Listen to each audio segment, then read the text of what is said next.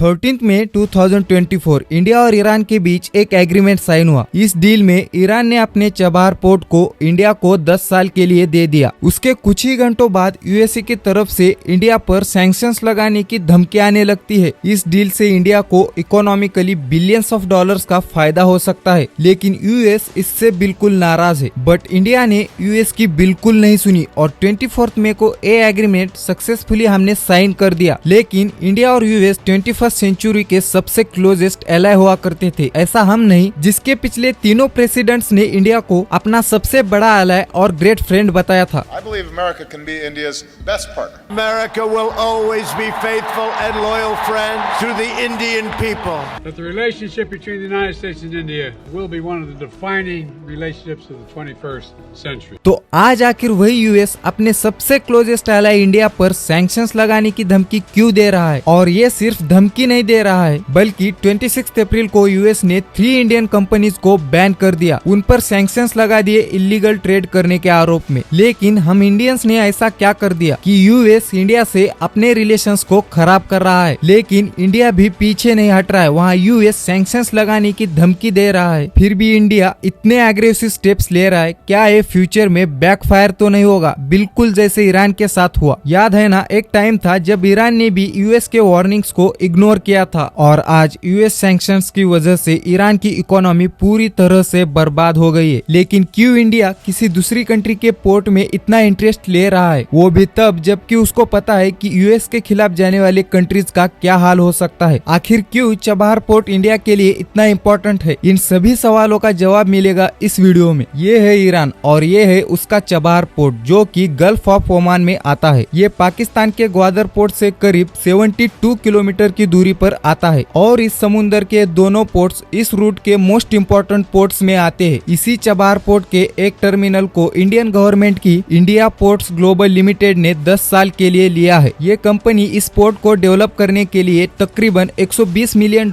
Invest करेगी और साथ ही इस पोर्ट के इंफ्रास्ट्रक्चर को डेवलप करने के लिए Indian government $250 million credit window भी दे रही है। इसका मतलब ये है कि आने वाले वक्त में यहाँ काफी सारी डेवलपमेंट इंडियन गवर्नमेंट द्वारा की जाएगी। चबार पोर्ट इंडिया के लिए स्ट्रेटेजिकली और इकोनॉमिकली कई मायनों में इम्पोर्टेंट है। ये पोर्ट पाकिस्तान को बाईपास करते हुए इंडिया, ईरान और अफगानिस्तान को जोड़ने वाला एक नया स्ट्रेटेजिक रूट बन गया है। अगर इस रूट को इकोनॉमिकली देखा जाए तो इंडिया और सेंट्रल एशिया के बीच ये इंडिया को एक अल्टरनेटिव रूट देता है, क्योंकि इस रूट पर पाकिस्तान पहले से ही अपने पैर जमाए बैठा है और वो काफी सालों से इंडिया का इस रूट पर ट्रेड ब्लॉक करता रहता था, जिस वजह से अफगानिस्तान और central Asian countries like Turkmenistan और कजाकिस्तान के साथ डील करने में इंडिया को दिक्कत आती थी। चबार पोर्ट सिर्फ इंडिया को नहीं बल्कि अफगानिस्तान को भी एक गेम चेंजर रूट साबित होने वाला है, क्योंकि अफगानिस्तान को किसी भी कंट्री के साथ ट्रेड करने के लिए पाकिस्तान के ग्वादर पोर्ट पर डिपेंड रहना पड़ता था। इसके साथ ही ये पोर्ट स्ट्रेटेजिकली इंडिया को भी एक अपर हैंड देता है, क्योंकि इस इंडियन ओशन पे पाकिस्तान का ग्वादर पोर्ट चाइना ने पूरी तरह से ले लिया है और यहाँ सीक्रेट मिलिट्री बेसेस तैयार कर रहा है। अब इंडिया के पास चबार पोर्ट के आने से इंडिया भी अब यहाँ अपना दमखम दिखा पाएगा और अपने दुश्मनों पर नजर भी रख पाएगा। इस बात से आपको आइडिया तो लग गया होगा कि चबार पोर्ट इंडिया के लिए कितना इम्पोर्टेंट है। लेकिन अमेरिका खाली अपनी प्रोग्रेस देख सकता है, दूसरों की नहीं। इस पोर्ट की 13 मई को इतनी बड़ी डील के कुछ घंटों बाद ही उसने इंडिया का बिना नाम लिए ये कहा कि ईरान के साथ बिजनेस करने वाले कंट्रीज को पोटेंशियल रिस्क ऑफ सैंक्शंस का सामना करना पड़ सकता है। लेकिन ऐसा क्यों? जब चाइना और पाकिस्तान एक साथ मिलकर कोई डील साइन करते हैं तब कोई वेस्टर्न कंट्री कुछ नहीं कहती है, लेकिन जब इंडिया किसी कंट्री के साथ डील करने लगता है तो हर किसी को जलन क्यों होने लगती है? इस सवालों का जवाब हमें अमेरिका और ईरान के बीच जुड़ी कड़ियों से मिलता है, जिससे इंडिया का कभी कोई लेना देना था ही नहीं। अमेरिका और ईरान के बीच तनाव आज चरम पर पहुंच गया है और ये आज से नहीं बल्कि कई दशकों से उबल रहा है। चलिए आखिर इन दोनों कंट्रीज के बीच इतनी कट्टर दुश्मनी क्यों है, इसे समझते हैं। ये है ईरान, पहले इसको पर्सिया कहते थे। ईरान अपनी जियोपॉलिटिकल लोकेशन और रिसोर्सेज की वजह से सुपर पावर्स की नजर में हमेशा से रहा है। ईरान के अंदर कंट्रोल रखने के बहुत सारे एडवांटेज है, पूरे रीजन में कंट्रोल मिलता है। ईरान का एक बॉर्डर इधर साउथ एशिया से लगा है और दूसरा बॉर्डर इसका अरब से लगा है। नीचे इसके पर्सियन गल्फ, अरेबियन सी, जहाँ से दुनिया भर का ट्रेड होता है। रिसोर्सेज की बात करें तो ऑयल और नेचुरल गैस के भंडार है यहाँ पे। देखिए ईयर 1900 का टाइम था जब दुनिया एक नए सदी में एंटर कर रही थी। उस टाइम वेस्टर्न कंट्रीज जैसे कि यूएस और यूके में इंडस्ट्रियल रिवॉल्यूशन की की शुरुआत हो चुकी थी। लेकिन इस इंडस्ट्रियल रिवॉल्यूशन को चलाने के लिए दो चीजों की सबसे ज्यादा जरूरत थी, फ्यूल और रॉ मटेरियल। अब उस वक्त उन्हें रॉ मटेरियल तो मिल जा रहा था, लेकिन रॉ मटेरियल को प्रोसेस करने वाले इंडस्ट्रीज का बैकबोन था फ्यूल, जो उनके पास नहीं था। लेकिन इसी दौरान 1908 में ईरान मिडिल ईस्ट का वो पहला देश बना जिसके यहाँ तेल की डिस्कवरी हुई भारी मात्रा में। उस वक्त सऊदी अरब, यूएई, इराक जैसे देशों में तो तेल अभी तक डिस्कवर ही नहीं हुआ था। इसका रिजल्ट ईरान इकलौता दुनिया का सबसे बड़ा ऑयल सप्लायर बन गया था, लेकिन सिर्फ नाम का, क्योंकि ईरानियंस ऑयल फील्ड से ऑयल तो निकाल रहे थे, बट ये इसी तेल को ब्रिटिशर्स को एकदम कौड़ियों के दाम में बेच रहे थे। इसका प्रॉफिट सारा ब्रिटिशर्स अर्न कर रहे थे और ईरान को उसका सिर्फ 16% दे रहे थे, और एनुअली भी उसका जो अमाउंट फिक्स था वो उसको मिलता है। अब देखिए, इस चीज को लेकर एग्रीमेंट तो पहले कर दिया था ईरान ने, लेकिन ईरान के लोगों में भी बहुत ज्यादा गुस्सा आ गया था कि इतना बड़ा जैकपॉट लगा है जो कि हमारा है, लेकिन उसके बाद भी हम उसका प्रॉफिट नहीं उठा पाएंगे। कहने का मतलब ये है कि ईरान के ऑयल का फायदा उठाने वाला अब यूएस मेन प्लेयर बन गया था, और इसकी वजह से यूएस अब ईरान के इंटरनल अफेयर से लेके ईरान का जो राजा था उसकी पॉलिसी तक हर चीज में इंटरफेयर करने लगा था। और ईरान की भी मजबूरी थी, क्योंकि उसको यूएस से डॉलर आ रहे थे और उनकी जरूरत थी ईरान को। 500 मिलियन डॉलर सेट देता था यूएस ईरान को उस टाइम पे, और ये सारी चीजें जो यूएस कर रहा था ईरान के अंदर, इसको सबसे पहला झटका लगता है ईयर 1951 में मोहम्मद मोसादेक यूएस की इस तरीके से ईरान के अंदर इंटरफेयर करने के अगेंस्ट में आके खड़ा हो जाता है। उन्होंने कई तरीकों से प्रोटेस्ट करना शुरू किया कि जो राजा है ईरान का ऑयल बेच दे रहा है बाहरियों को, गरीब मर रहा है और जो ऑयल है वो गोरों के हाथ में जा रहा है। और उसने सबसे मेन चीज ये कही कि ये जो गोरों ने एंग्लो ईरानियन ऑयल कंपनी बना के जो एग्रीमेंट किया वो इलीगल है, हम मानते ही नहीं उसको, ये चीज उसने कही। अब ईरान के अंदर ऑलरेडी इतना अनएम्प्लॉयमेंट था, लोग परेशान थे, तो मोहम्मद मोसादेक को लोगों का बहुत भारी सपोर्ट मिला और फिर 15 मार्च 1951 को उसको ईरान का पीएम बना दिया जाता है। पीएम बनते ही उन्होंने ईरान के सारे ऑयल फील्ड्स को नेशनलाइज करके ब्रिटिशर्स को ईरान से बाहर ढकेल दिया, जिस वजह से ईरान को ऑयल का पूरा कंट्रोल मिल गया और ईरान दुनिया में एक पावरफुल नेशन के तौर पर उभरने लग गया। यूएस और यूके जो था वो बहुत ही क्लोजली ये सारी चीजों को ऑब्जर्व कर रहा था, क्योंकि ईरान का जो ऑयल था वो उनके लिए सबसे इम्पोर्टेंट चीज था और इसी ऑयल का नेशनलाइजेशन होना यूके और यूएस के लिए बहुत बड़ा सेटबैक था। तो यूके और यूएस ने कहा कि ईरान के अंदर ये जो ऑयल का नेशनलाइजेशन हुआ है, ये ईरान और यूएस के बीच जो एग्रीमेंट साइन हुआ था ये उसके खिलाफ है, और इसकी वजह से ईरान के ऊपर यूएस और यूके ने जम के सैंक्शंस लगाए। दूसरी चीज, पूरी दुनिया से ऑयल एक्सट्रैक्ट करने के लिए वर्कर्स जो ईरान में आते थे उनको रिस्ट्रिक्ट कर दिया। पूरी दुनिया से प्रेशर बना के ईरान से ऑयल खरीदने के लिए रिस्ट्रिक्शन लगा दी। तो अब इससे दिक्कत ये हुई कि एक तो जो ईरान को एड मिल रही थी यूएस से वो बंद हो गई, दूसरा जो फूड सप्लाई शुगर वगैरह लेता था यूएस से ईरान वो मिलना बंद हो गया, दूसरा ईरान ने जो सोचा था कि ऑयल खुद बेचेगा और पैसे बनाएगा वो चीज भी उसकी दिक्कत में आ गई थी, क्योंकि बाहर की जो कंट्रीज थी उनको अलाउ नहीं किया गया ईरान से ऑयल खरीदने के लिए। ईरान बहुत भारी मुसीबत में आ गया था, लेकिन उसके बाद भी ईरान का जो पीएम था मोहम्मद मोसादेक, उसने हार नहीं मानी, वो लगा रहा। अब इसके बाद यूएस और यूके ईरान के अंदर CIA और MI6 इनको भेजते हैं, और उसके बाद अमेरिका और ब्रिटेन के पपेट मोहम्मद रजा पहलवी को ईरान के अंदर इंस्टॉल कर दिया गया और मोहम्मद मोसादेक जो पीएम था उसको हटा दिया गया, और मोहम्मद रजा पहलवी इसके बाद पूरी तरीके से यूएस के हिसाब से चलने लगा। और फिर बिल्कुल वही हुआ जो अमेरिका और ब्रिटेन चाहते थे। उसके पावर में आते ही अमेरिकन और ब्रिटिश ऑयल कंपनी जैसे कि एक्सॉन मोबिल, गल्फ ऑयल और स्टैंडर्ड ऑयल ईरान में आके ऑयल एक्सट्रैक्शन से बिलियंस ऑफ डॉलर्स कमाने लग गए। अब इसके बाद ईयर आता है 1963 और यहाँ से जो चीजें थी और हीटअप होती है। जैसे मोसादेक ने किया था वही सेम चीज रिपीट होती है, लेकिन इस बार जो आदमी यूएस के अगेंस्ट में खड़ा था वो था अयतोल्ला रूहुल्लाह खोमेनी। सबसे ज्यादा पढ़ा लिखा और सबसे बड़ा रिलीजियस स्कॉलर होता है शिया कम्युनिटी का। ये भी सेम वही चीज बोलते हैं कि जो राजा है यूएस के साथ मिलकर ईरान को बेच रहा है, ऑयल पे हमारा हक है। ये सारी चीजों को लेकर खोमेनी जो थे स्पीच देते थे, और ईरान के अंदर उलेमा, रिलीजियस स्कॉलर्स, अयतोल्ला जैसे लोग अगर ऐसी स्पीच देते हैं तो उसकी बहुत वैल्यू होती है, लोगों का सपोर्ट होता है। तो बहुत ही जल्दी लोगों का सपोर्ट इनके साथ आ गया और प्रोटेस्ट बढ़ना शुरू हो गया। तो उसके बाद मोहम्मद रजा ने जैसे ही देखा कि प्रोटेस्ट बहुत तेजी से बढ़ रहा है तो उसने खोमेनी को जेल करवा दी। और उसके बाद भी जब लोग रुक नहीं रहे थे तो 4 नवंबर 1964 को अयतोल्ला रूहुल्लाह खोमेनी को ईरान के बाहर इराक में भेज दिया जाता है। अब आगे बढ़ने से पहले आपको एक चीज समझनी होगी, ये जो मुस्लिम कम्युनिटी है दो हिस्सों में डिवाइड है, एक जो है शिया मुस्लिम और दूसरी जो है सुन्नी मुस्लिम, और इन दोनों कम्युनिटी में ये मेन डिफरेंस है। अब अगर आप पूरे वर्ल्ड का मैप देखोगे तो ये जो लाइट ग्रीन कंट्रीज है इंक्लूडिंग इंडिया, इसमें सुन्नी मुस्लिम मेजोरिटी में है, और डार्क ग्रीन कंट्रीज जैसे कि ईरान, इराक और यमन, तो यहाँ पे शिया मुस्लिम मेजोरिटी में में है। अब मोहम्मद रजा पहलवी ने खुमैनी को ईरान के बाहर इराक में भेज दिया था। अब इराक और ईरान दोनों शिया मेजोरिटी कंट्रीज है, लेकिन इराक में एक चीज और थी, जो इराक की लीडरशिप जो थी सद्दाम हुसैन, ये सुन्नी मुस्लिम थे। तो खोमेनी ने क्या किया कि इराक में जाके भी स्पीचेस दी, और ये स्पीचेस देते थे नॉर्मल नहीं थी, इसमें बहुत ही रिलीजियस और इम्पैक्टफुल बातें बोली जाती थी, जिससे लोग बहुत ही तेजी से अट्रैक्ट हो रहे थे। इन स्पीचेस का जो मेन कोर था उसमें ये कहा जाता था कि देश चलाने के लिए ना तो कोई राजा होना चाहिए, ना कोई डेमोक्रेसी होनी चाहिए, एक इस्लामिक राज होना चाहिए जिसको गॉड के रूल से चलाया जाए, और वो जो रूल्स है वो गॉड के जो रिलीजियस स्कॉलर्स है वो इम्प्लीमेंट करेंगे। ये सारी बातें सुन के लोगों का हुजूम लग जाता था ईरान के अंदर। ये स्पीचेस इराक में देते थे और प्रोटेस्ट ईरान में स्टार्ट होते थे। इनकी स्पीच की जो ऑडियो कैसेट होती थी वो ईरान के अंदर स्मगलिंग के थ्रू पहुंचाई जाती थी। खोमेनी का ये जो आइडिया था इसको ईरान के अंदर बहुत ज्यादा सपोर्ट मिला और लोग ईरान के अंदर जगह जगह पे प्रोटेस्ट करने लगे। ईरान की जो ऑयल फील्ड्स थी वहाँ पे स्ट्राइक्स होने लगी, काम बंद कर दिया वहाँ पे लोगों ने। और ये सारी चीजें देख के इराक के अंदर जो सद्दाम हुसैन थे वो डर गए थे, क्योंकि इराक के अंदर ये जो शिया पॉपुलेशन है ये सुन के इराक के अंदर भी प्रोटेस्ट ना स्टार्ट कर दी। और ये सारी चीजें देख के सद्दाम हुसैन ने खोमेनी को इराक से बाहर निकाल दिया और फिर खोमेनी को फ्रांस जाना पड़ा। अब ये सारे प्रोटेस्ट वगैरह डे बाय डे ईरान में आउट ऑफ कंट्रोल होते जा रहे थे, और मोहम्मद रजा जो थे, जो ईरान के राजा थे, वो और ज्यादा डरने लगे थे। इस डर में उन्होंने कुछ ऐसे फैसले लिए जो बहुत ज्यादा बैकफायर कर गए उनको। वो क्या करते थे, जो भी प्रोटेस्ट करता था, राजा के अगेंस्ट में जो भी बोलता था उसके खिलाफ आर्मी भेज देते थे, मारपीट करवाते थे। न्यूज मीडिया के ऊपर भी रिस्ट्रिक्शंस लगा दी थी, न्यूज के अंदर क्या छपेगा ये भी राजा डिसाइड खुद करने लगा था। अक्टूबर 1977 को लोगों ने इकट्ठा होकर सड़कों पे आके प्रोटेस्ट करना स्टार्ट कर दिया और बहुत ज्यादा बड़ी भीड़ आई थी। इसमें सबसे ज्यादा यूनिवर्सिटी के जो स्टूडेंट्स थे उन्होंने हिस्सा लिया था। ये प्रोटेस्ट छोटे मोटे प्रोटेस्ट नहीं थे, ये देखिए दूर दूर तक भीड़ थी। यूएस भी ये सारी चीजें देख के डर गया था। यूएस ने राजा को मिलिट्री का सपोर्ट भेजा और बोला कि अगर आपसे नहीं संभल रहा है तो यूएस अपनी मिलिट्री भेज देगी। और इससे लोग और भड़क गए कि यूएस जो है वो ईरान के अंदर अपना कंट्रोल बढ़ा रहा है। अब ये प्रोटेस्ट इतने बेकाबू हो गए थे, मोहम्मद रजा को कैंसर ऑलरेडी था तो उसने बहाना बनाया और यूएस चला गया। और उसके जाते ही खोमेनी वापस आते हैं ईरान में। इनका स्वागत बहुत भारी भीड़ में होता है। ईरान आते ही खोमेनी ने क्या किया, पीएम वगैरह जो थे उन सबको हटा दिया और अप्रैल 1979 को वोटिंग करवाई गई, जिसमें 98% वोटिंग इस हक में हुई कि ईरान को ना तो कोई राजा चाहिए, ना कोई डेमोक्रेसी का मॉडल चाहिए, बल्कि ईरान को एक इस्लामिक रिपब्लिक होना चाहिए। और जैसे ही वोटिंग हुई तो ईयर 1979 में एक इस्लामिक रिपब्लिक देश बन गया ईरान। इसी को ईरान में इस्लामिक रिवॉल्यूशन बोला जाता है, जिसने ईरान को हमेशा के लिए बदल के रख दिया। जब ये इस्लामिक रिवॉल्यूशन हो जाता है पूरा, तो इसके बाद लोग क्या करते हैं, ईरान के अंदर जो अमेरिका की एम्बेसी थी वहाँ सारे लोग गेट पे चढ़ के एम्बेसी के अंदर पहुंच गए। 4 नवंबर 1979 को 52 अमेरिकन ऑफिसर जो थे उनको बंदी बना लेते हैं लोग, और कहते हैं कि ईरान का जो राजा था मोहम्मद रजा, जिसने प्रोटेस्ट के टाइम पे बहुत ज्यादा अत्याचार करे थे हम लोगों पे, और जो कि कैंसर के बहाने यूएस जाके बैठा है, उसको वापस भेजो, उसको हम सजा देंगे, और अगर आप उसको वापस नहीं भेजोगे तो हम ये जो आपके ऑफिसर्स है इनको नहीं छोड़ेंगे। लेकिन इसके कुछ टाइम बाद मोहम्मद रजा जिनकी डिमांड कर रहे थे उनकी डेथ हो जाती है बीमारी की वजह से, और अल्जीरिया ने बीच बचाव करके अमेरिकन जो थे जिनको बंदी बना लिया था उनको रिलीज करवा दिया। ईरान ने 444 डेज तक 52 अमेरिकन को बंदी बना के रखा था। अब इसके कुछ टाइम बाद खुमैनी की जो हेल्थ थी वो खराब हो जाती है। 3 जून 1989 को हार्ट अटैक की वजह से इनकी डेथ हो जाती है। बहुत भीड़ इकट्ठा होती है इनकी फ्यूनरल में। 10.2 मिलियन लोग 32 किलोमीटर तक इकट्ठे हुए थे। इसके नेक्स्ट डे 4 जून को अगला सुप्रीम लीडर कौन बनेगा इसके लिए तुरंत इलेक्शन हो जाते हैं। 74 मेंबर में से 60 वोट्स अली खमेनी को मिलते हैं। अली खमेनी जो थे वो सुप्रीम लीडर बनते हैं ईरान के। अली खमेनी आयतुल्लाह खोमेनी के स्टूडेंट थे। आज भी ईरान के जो सुप्रीम लीडर है वो यही है। इसके बाद भी आगे चल के मल्टीपल कॉन्फ्लिक्ट्स हुए, कई सारे सैंक्शंस लगे ईरान के ऊपर, लेकिन ईरान पीछे नहीं हट रहा था। पहली चीज तो किसी भी सिचुएशन में ईरान यूएस से हाथ नहीं मिला सकता था। ईरान के अंदर जो सुप्रीम लीडर बने थे वो इस्लामिक रिवॉल्यूशन करके सुप्रीम लीडर बने थे, और वो जो पूरा इस्लामिक रिवॉल्यूशन था उसमें सेंटर ऑफ अट्रैक्शन यूएस ही था। लोगों को यही बताया गया था कि यूएस कैसे लूट रहा है, और तभी वो रिवॉल्यूशन सक्सेसफुल हुआ था। और आगे चल के अगर कोई भी सुप्रीम लीडर या फिर ये जो पूरा सिस्टम है अगर जाके यूएस से हाथ मिला लेगा तो बहुत सारी दिक्कतें आ जाएगी, क्योंकि लोगों का ही विश्वास टूट जाएगा कि इन्होंने यूएस के खिलाफ बोल के रिवॉल्यूशन किया और फिर जाके यूएस से ही मिल गए। तो यूएस और ईरान का मिलना बहुत मुश्किल है, और ऐसा भी नहीं है कि ईरान चाह लेगा तो यूएस मिल जाएगा। यूएस भी उस चीज को भूला नहीं है। यूएस खुलेआम बोलता है कि ये जो इस्लामिक रिवॉल्यूशन हुआ था ये एक स्टेट स्पॉन्सर्ड आतंकवाद है, इसमें सिर्फ लोगों को बेवकूफ बनाया गया। इनफैक्ट 1984 में यूएस के प्रेसिडेंट रोनाल्ड रीगन ने ईरान की इस्लामिक रिपब्लिक को स्टेट स्पॉन्सर आतंकवाद डिक्लेयर कर दिया था, और आज की डेट तक यूएस इस बात से पीछे नहीं हटा है। इसके बाद आज तक इनके रिश्ते कुछ सुधरे नहीं है और दोनों एक दूसरे के कट्टर विरोधी बने हुए हैं। आए दिन कुछ ना कुछ लड़ाई इनके बीच होती रहती है। अब जब ये लड़ाई इनके बीच में है तो क्यों अमेरिका इंडिया और ईरान के फैसले लेना चाहता है, जबकि इन दोनों की आज की नहीं बल्कि सेंचुरी से रिश्ते इतने अच्छे हैं। लेकिन इतने दशकों से चली आ रही इनकी दोस्ती में जिस चीज ने जान लगा दी वो थी चबहार पोर्ट की डील। इस डील की शुरुआत आज की नहीं है, ये काफी साल पहले शुरू हो चुकी थी और इस 10 साल के एग्रीमेंट को पूरा करने के लिए समय लगाने की वजह ये भी थी कि इंडिया किसी भी इलीगल चीजों का उल्लंघन नहीं करना चाहता था। दोस्तों ये वजह थी अमेरिका और ईरान के रिलेशंस अच्छे ना होने की। अब इन दोनों के रिलेशंस अच्छे होंगे या नहीं ये आने वाला वक्त ही बताएगा। अगर आपको ये वीडियो अच्छी लगी है तो इसे लाइक और चैनल को सब्सक्राइब जरूर कर दे। मिलते हैं अगली वीडियो में।